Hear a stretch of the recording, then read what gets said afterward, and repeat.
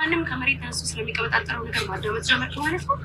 በእርግጥ እኔ ሲያወራ ልብ ብዬ አልሰማሁም፣ ግን ያወራኝ ነገር አእምሮዬን እየረበሸው ነው። ምን አስጨነቀ? ለምንድን ነው የምትረብሸው? እንደምታውቀው ካሌብ እኔ እናንተ ለማለያየት የማይፈነቅለው ድንጋይ የለም አይደል? ስለዚህ ለምንድን ነው የምትሰማው? ተው በቃ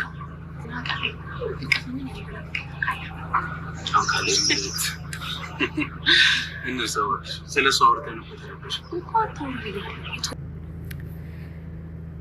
ቅዱስና ሄለንም ለማለያየት ያለው ጥረት ሞክረዋል ማለት ነው። ካሌብ አሁንም አላረፈም። ነገሩ ሁሉ በማይሆን መንገድ እንዲደርሰውና ስለ ሄለን የማያውቀው ነገር እንዲያውቅ ያደርጋል። አሁን ላይ ደብዳቤ በመላክና በመሀላቸው ያለውንም ደስታ ለማፍረስ ይሞክራል ማለት ነው። ካሌብ ሄለንም አስጠንቅቀዋትና ይበልጥ ይሄንን ነገር የወሰድሽው ነገር መልሽልኝና አለበለዚያ ቶሎ ብዬ ሁሉንም እኔ ጋር ያለው መረጃ ለቅዱስ ይደርሰዋል፣ ለባልሽ ይደርሰዋል፣ ከዛ ምን ይውጥሻል በማለት ነበረ። አሁን ላይ ሄለንም እያስፈራራት የቆየው። ሄለን ቆርጣ ይህንን ነገር እኔ ጋር የለም ካለችው በኋላ በጣም በንዴት ውስጥ ገብቶ ወደ ቅዱስ ደብዳቤ ይልካል። ቅዱስና ሄለንም ተቀጣጥረው ለመዝናናት በሚሄዱበት ሰዓት ደብዳቤው ካሌብ ከኋላ ሆኖ ለመልእክተኛው ይልከዋል ማለት ነው። በዚህ መሀል ግን ደብዳቤ አድራሹ መሀል ላይ ሆኖ ቅዱስና ሄለን ደግሞ በሁለቱም መንገዳቸው በሚገናኙበት ሰዓት ለቅዱስ ደብዳቤው ይሰጠዋል። በዚህ ሰዓት ሄለን ግን በጣም ድንጋጤ ውስጥ ገብታ ነበረ።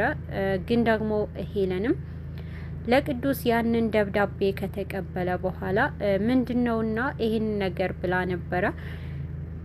ቅዱስም ብዙ ጥርጣሬ ውስጥ ስላልገባ ይሄ ነገር ምንም አላውቅም፣ እንደምታዩ ነው፣ እንክፈትና የው ነበረ ያለው።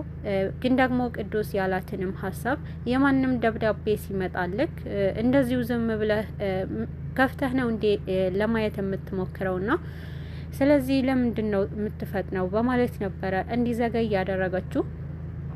አሁን ላይ ሄለንም አምኗትና ሄለንም ይሄ ነገር ልክ ነሽ በቃ በማለት ነበረ ነገሩንም ለመቋጨት የሞከሩት።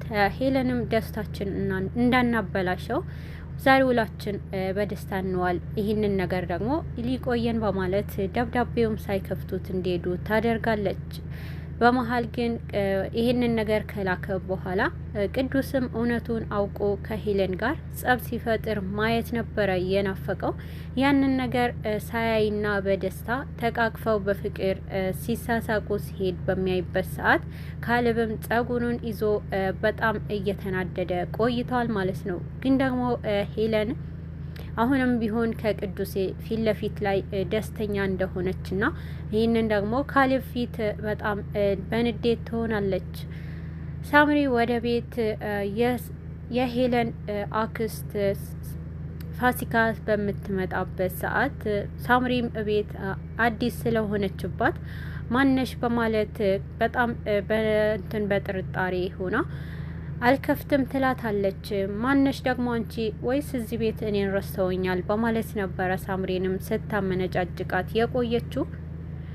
ሳምሪ እትዬ ምን ትለኛለች እና ይህንን ቤት ከፍቼ ያላስገባሽም ብትላትም ፋሲካ ግን በጉልበት ከፍታ ትገባለች። ወደ ውስጥ ስትገባ መስኪ ስለነበረች አክስቴ በማለት በደስታ ይተቃቀፋሉ።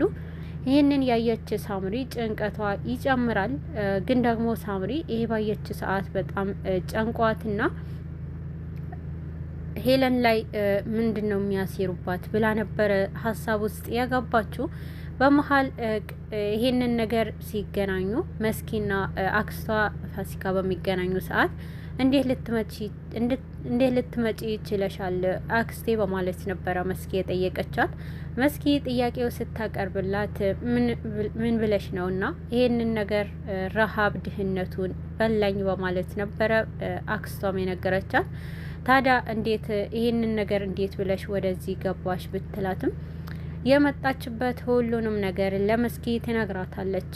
መስኪም እሷም የምታስበውን ነገር ስለሆነ ተንኮሉ እሷም ትስማማለች።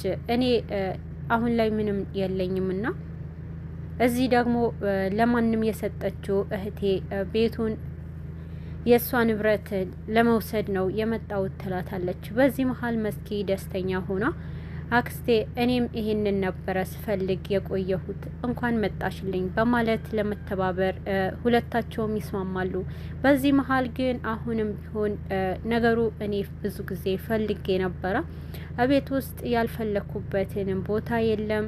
ቤት ውስጥ ያለው ነገር የቤቱንም ካርታውም ቢሆን አላገኘሁም በማለት ነበረ የነገረቻት።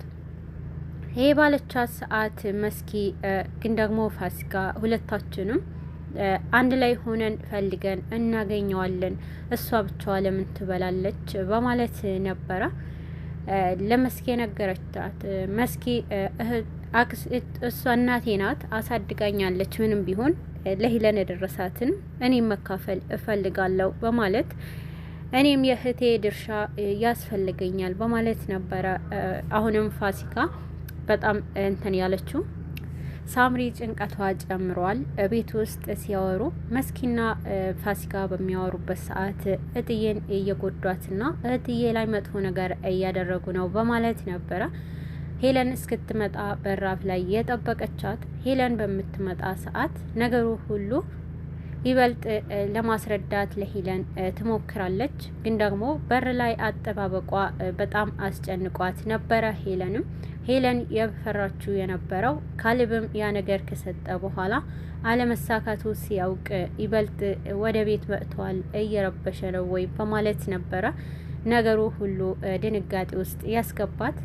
በዚህን ሰዓት ግን ቅዱስ ወደ ውስጥ ሲገባ ውስጥ ላይ ሰው እንዳለና ብላ በምትነግራት ሰዓት ሄለንም በጣም ድንጋጤ ገብታለች። ያለውንም ካሌብ ነው ወይ ብላ ብትጠይቃትም ካሌብ ሳይሆን ሌላ አዲስ ሰው ነው ያለው፣ ግን ደግሞ ስለ መስኪ ልነግርሽ የምፈልገው ነገር አለ ትላታለች። በዚህ ሰዓት ግን ስለ መስኪ ምን በምትል ሰዓት መስኪም ቅዱሴ ቀድሞ ስለገባ ጠርጥራና ወደ እነሱ ታመራለች። መስኪም አሁን ላይ በጣም ሳምሪንም በመከታተልና ስለሷ እውነት ለሄለን ትነግራታለች ስለምትል ብቻዋን አትተዋትምና ወደ ሄለን እና ወደ ሳምሪ ታመራለች። በዚህን ሰዓት ስሜን ስትጠሪኝ ሰማሁ ልበል እያለች ለሳምሪም ትጠይቃታለች። ሳምሪም እድሜሽን ረዥም ነውና ሳምሪ ስለ መስኪና እንግዳ ሰው ቤት ናቸው ለማለት ነበረ ትላታለች። በዚህን ጊዜ ግን አክስቴ መጥታለች ብላት ለሄለንም ስትናገር መስኪ ሄለን በጣም ደስተኛ ሆና አክስቴ በማለት ወደ ውስጥ ትገባለች። ቅዱስ ግን አሁንም ቢሆን ቅዱስንም አሁን ላይ እያስቸገረችው ትገኛለች። ፋሲካ በጣም አስቸግረውና ይበልጥ ደግሞ ወደ ስሜት እንዲገባ እና ደግሞ የምትፈልገው ነገር በዛ ምክንያት አገኛለሁ ብላ ሀሳቧ በጣም መጥፎ ነገር እያደረገች ትገኛለች። ከመጣች ጀምሮ ፋሲካ ማለት ነው። መስኪ ወደ ካሌብ በመሄድና ከአሁን በኋላ ከእሱ ጋር መስራት እንደማትችል እና ካሁን በኋላ አንተ ልታሳካልኝ አትችልም በማለት ነው ልትከዳው ያሰበችው። ግን ደግሞ ካሌብ ቀላል ሰው ስላልሆነ አሁን ላይ እንኳን አንቺ እኔ እንደምፈልገው እንጂ አንቺ እንደምትፈልጊው እንዲቋረጥ አላደርግምና አልፈልግም በማለት ነው ይበልጥ እሷንም ለመጉዳት የሞከረው። ካሁን በኋላ አንተ አታስፈልገኝም፣ አክስቴ መጥታለች፣ እንደውም አንተ አታፈጥንም በማለት ነው እንዲበሳጭ ያደረገችው።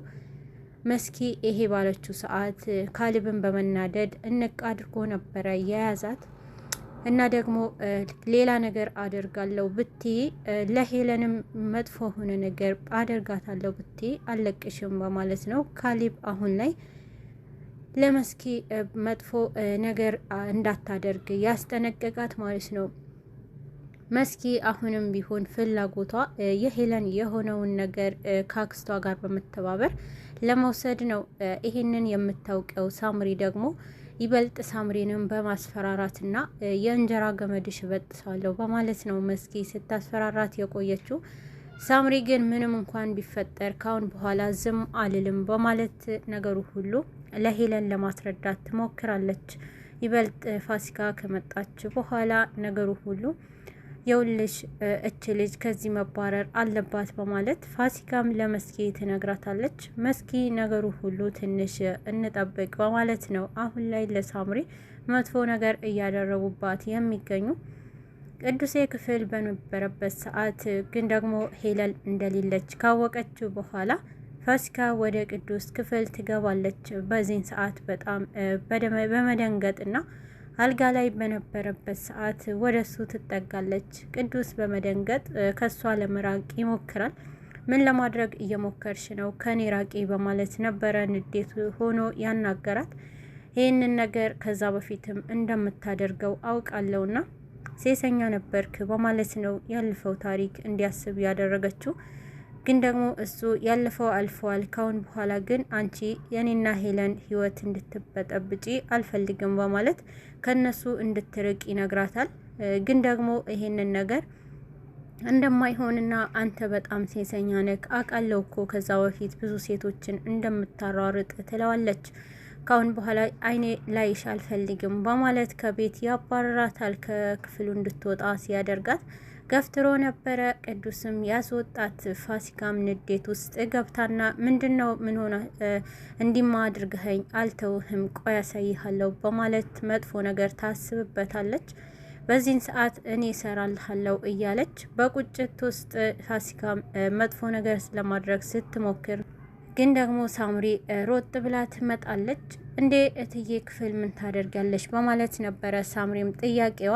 አንቺ ደግሞ ምን አገባሽ ዞር በይልኝ በማለት በንዴት ታዋራታለች።